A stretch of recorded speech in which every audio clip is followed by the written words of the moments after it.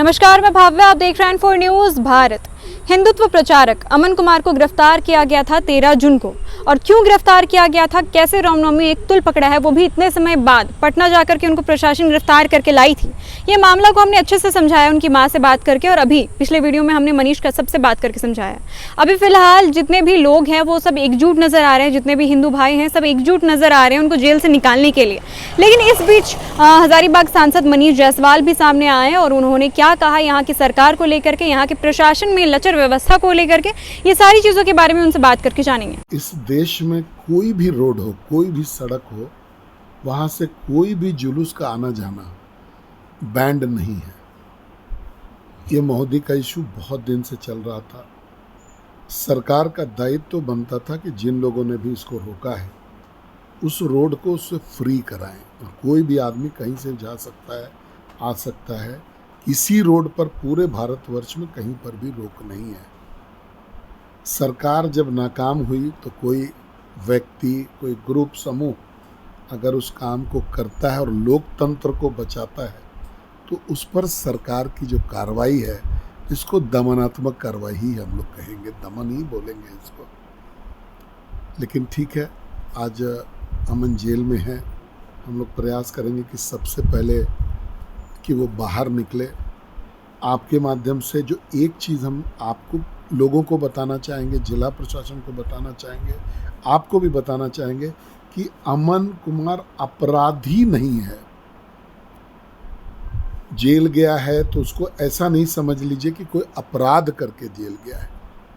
धर्म प्रचारक है, अत्याचार के खिलाफ लड़ते हुए जेल गया है, और जेल से जब निकलेगा तो भी उसकी उतनी ही सराहना की जाएगी एक सर्कल में जो आज हो रहा है। सर, ये चुनाव के बाद ही उनको क्यों जेल भेजा गया? देखिए, ये बात तो आपको जिला प्रशासन से पूछना चाहिए। टाइमिंग के विषय में केस उन पर रजिस्टर किया गया था, ये केस पूर्णतः गलत है। ये हम जरूर आपको कमेंट कर सकते हैं कि केस गलत है। केस करने का कोई औचित्य नहीं बनता था। जुलूस शांति प्रिय ढंग से पास कर गया था। जुलूस में वापस लौटने के क्रम में प्रशासन के द्वारा बाधा करने पर ये जो सिचुएशन है ये उत्पन्न हुआ। ये दोनों समुदाय में से किसी ने सिचुएशन को क्रिएट नहीं किया। जुलूस गुजर गया। गुजरने के बाद जब लोग अपना घर जा रहे थे उस समय प्रशासन इंटरवीन करती और मामला खराब होता है। और आप इस बात से भी इस चीज़ को देख सकते हैं कि सीओ, जो कि इन्फॉर्मेंट है केस में, सीओ उस समय साइट पे नहीं है। सीओ उस समय घटना स्थल पर उपस्थित नहीं है, लेकिन केस जो है वो सीओ कर रहा है। तो आप समझ सकते हैं कि केस फैब्रिकेटेड है, केस बहुत दम नहीं है केस में।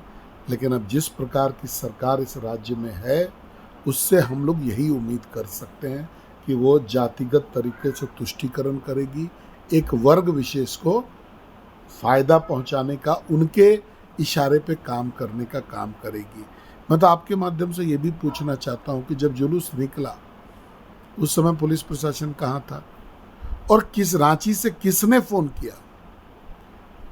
प्रशासन को ये बताना चाहिए कि रांची से किसका फोन आया जिसके बाद की ये कार्रवाई करने की जरूरत पड़ी, ये केस करने की जरूरत पड़ी। अमन कुमार की मां का कहना है कि उनको गिरफ्तार करवाएं, इसको आप कैसे देखते? देखिए, किसी एक व्यक्ति पर जो है उंगली उठाना कितना उचित हो गया तो हम नहीं जानते हैं, लेकिन पूरा सरकार इसी एक काम में लगा हुआ। जीटी रोड का इस्तेमाल गौ तस्करी में हो रहा है, वो किसके कहने पर हो रहा है ये भी जांच का विषय है। यहाँ रामनवमी में डीजे नहीं बजता है, वो किसके इशारे पर है? तो इस सरकार में ऐसी बहुत सारी घटनाएं हो रही हैं जो एक वर्ग विशेष को खुश करने के लिए हो रहा है। यहाँ के लोगों को समझना पड़ेगा इस बात। N4 news Bharat.